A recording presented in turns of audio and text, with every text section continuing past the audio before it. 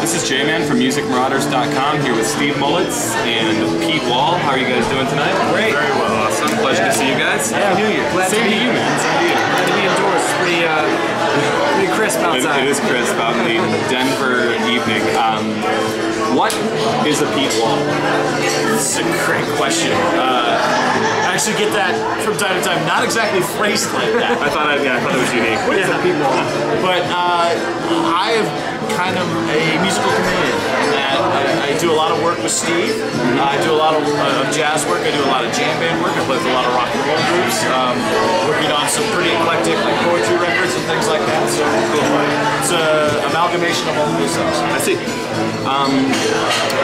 I've seen you play with Particle, Whitewater Ramble, King Pigeon. Do you have a band that you call your own, or is it just kind of, are you just doing freelance stuff? I recently, just in the last 2 years, I've really just been kind of a hired gun. But I do have a lot of my own projects.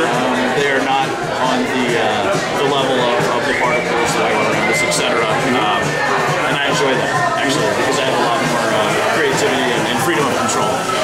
That's one of my. We hold you back in Yes, Particle? you do. You know, that's actually one of my New Year's resolutions for 2011 is to get a couple of those new recordings out. They're already in the process. That was one of my goals for 2010. Didn't really pan out, so I'm gonna work on that. Well, now it's on video. Yeah, so follow through it. now people are gonna see this. They're gonna call you. How's the new record coming, man? You said on that interview you were gonna put it out.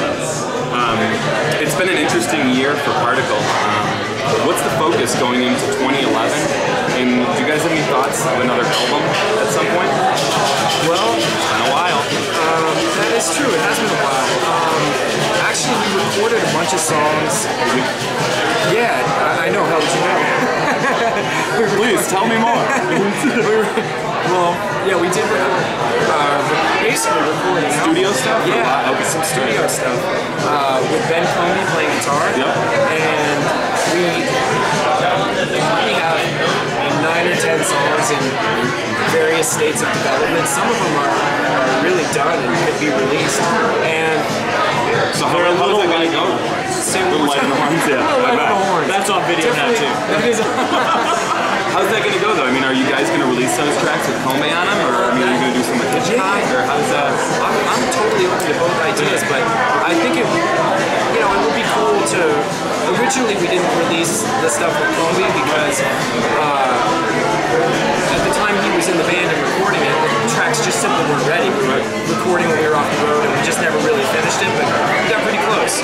And then he ended up not touring with us as much anymore, so we kind of weren't sure whether to put it out or not. But I was listening. That's an interesting position to be put in. Yeah. Now you have that guitarist who's no longer with the band. Right. On the other hand, that's the material you're left with. So. it's true. On the other hand, I listened to some of the tracks just last week. Actually, just the end of the year, I just was going through old hard drives and listening to sessions. And there's some really cool stuff on there that I'm very proud of. And I think Ben sounds great on it. Yeah, he's a good guitar player. Oh yeah, he's awesome. And a great singer too. Definitely. So I think we will release some of that stuff in 2011, and now that's on video. Yeah, exactly. Why did we agree to do this video? We have a lot to live up to in 2011. This is exciting. I'm going to hold you guys to this too. I'm going to do a follow-up interview. Please do. Yeah. That's actually a smart idea. Pete and I were talking about New Year's resolutions earlier, and we both had to do with productivity and that type of stuff. So we sort of were challenging each other. All right, let's check in a month or 2 months and see where we're at. Yeah, just got to make it happen. I welcome that phone call. Yeah, will do. Pete, what drew you to woodwinds? Well, I guess you play the flute also, right? I play the flute. I'm also a classically trained pianist. So what drew you to playing everything? That's my mother was actually a classically trained pianist, but has zero ear, no ear whatsoever. She'd be the first to tell you that. And I approached it initially the exact opposite way, where I was super close to a fantastic jazz singer. I grew up listening to a lot of jazz, and then I went to school at the University of Northern Colorado, and really then got my classical and technical jobs. So you came in with an ear and then went with the technical approach to follow it. Gotcha. So that's interesting. So I guess were you playing it when we were playing those kind of instruments in high school, or was it? It all very early on. Yeah, grade school. Okay, excellent. Name a couple of bands that you really love to play with. A wish list, huh? Yeah. Fantastic. Well, like, I mean, just like we started this interview, you know, I kind of run the entire gamut. So, you mentioned Whitewater Ramble. If I wanted to do something in the bluegrass realm, I would want to play with Bill Fleck. That would be amazing. I would love to, you know, in the jam band world. Wait, side by side with Jeff Coffin, or when Jeff Coffin's on tour with Dave Matthews? Yeah. You know what? Either way, Jeff is an amazing musician and a good friend and a great guy. And I would love to have his job in Mr. Fleck's band. You want me to make a call? You want to call Vinny? So who else would you think of beyond the bluegrass realm? Beyond the bluegrass realm, I mean, I would love to be. I've shared the stage with Herbie Hancock before. I'd love to do so again. I saw that on your website last week because I was looking at What were you doing with Herbie Hancock? Yeah, tell us that story. We were just opening with him, but it was at the Boulder Theater. I was part of the Future to Future tour. Really? Yeah, I think I was at that show because I was going to see you at that time. That's crazy. What year was that? Do you remember about what year that was? No, I don't. Wow. But so that, I mean, it'd be the Future to Future tour. But only there was some sort of smartphone. If only there was a way we could. I would love to play. One of my heroes is Joshua Redman. I would love to share the stage with him again. You know, kind of stepping out into some of the jam band stuff. I would love to play the soundtrack. I've always really been drawn. That's interesting.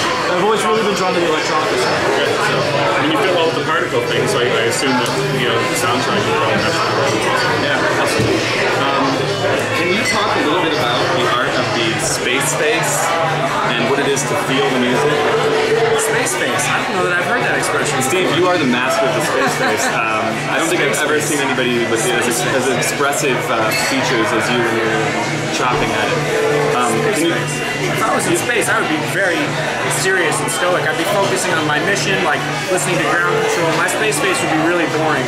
I see. Right, well, can you talk about the art of expression while you're playing? Because you're really into it, and you're really getting it, or is it just a natural thing? I was just going to say, I don't know that I can without at least being really like embarrassing and jumping out there. Please, no. Embarrassed. I mean, I don't know. I think you just gotta feel it, huh? I didn't, I didn't really choose for that to be the way I play. I've just always been, I've just always tried to just take away any filters I might have. And it shows, and the crowd, dude, when you're up there and you're getting, you're getting it, you're making the exact same faces that everybody is in the crowd that's feeling it. It's really funny to watch. Really cool. In fact, last night I watched Pete make some of the same faces you were making while you were getting it. I'm learning. Yeah, exactly. Yeah, you're apprentice here. Well, I mean, to me, it's just, I kind of have this goofy expression. It's kind of cheesy, but I do believe in it. Every note, every night. I know it's super cheesy, but if you can feel every note, it comes every night.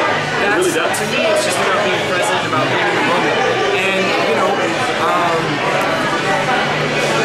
the type of music we play carries a lot of emotional weight to it. Even instrumental music, you're always trying to capture a tone or a mood or an emotion. So maybe it's a pro and a con that I wear my emotions on my sleeve so much. For better or for worse, you'll know how I feel about what I'm playing. Yeah. But at least it's honest, at the end of the day. So that's kind of my thing is, if it's honest, then it's real, and why censor yourself or why hold back? I've never understood guys who intentionally are too cool for school when they're playing or something like that. And if I find myself doing that, I'll try to really snap out and say, yo, get into it? Yeah. Because there's, you probably, and then you make a bunch of faces too, when everybody else is playing, you got your eyes closed, you're feeling it, I think it's one of those things, expressive things. If you think about it though, you'll freak out and you'll stop doing it, you'll get self-conscious. Right. Like, I don't think about it, you're just playing and you're in the moment, and then the worst thing is you see a video or a photo of yourself or something, and you think, that's what I look like? That's excellent. This is terrible. Lastly, how was your time at Widespread Panic last night for New Year's? Did you guys enjoy yourself? Absolutely, yeah, that was really What was that like? That was really, it was a great time. The band played great, I thought so. haven't seen a ton of Panic shows. I've seen maybe half a dozen or so, and they to me just seem like they keep getting better and better. You know, they're one of those bands that just keeps on trucking and seems to have a pretty exponential growth all around. Yeah, with the addition of Jimmy Herring also. Burning last night. Ridiculous. He was just tearing it up. It was horrifying. It was such a joy to listen to him play. Yeah, he's amazing. He really is. Jojo, the keyboard player, was just killing it last night. We didn't even talk about it. I mean, I thought he was smoking last night. And I mean, everybody was great. And you know, it's my first Panic show. Actually, yeah. I'm a really late comer to the whole jam band scene. Yeah, thanks. I actually credit Patrick. You know Patrick Latella from Whitewater. Yeah, he started getting me into back in college, and then this guy has been really instrumental in introducing me to a lot of different people and stuff. You mesh well with what's going on. I mean, I just started to see you pop onto the scene, and as I've seen it, it's just been consistently destructive. I mean, your playing is really intense and fits well into whatever it is going on. Well, it's just like Steve said. I say it a little bit different. I don't say it. Would you say every note, every night? I say always sprint to first. Right.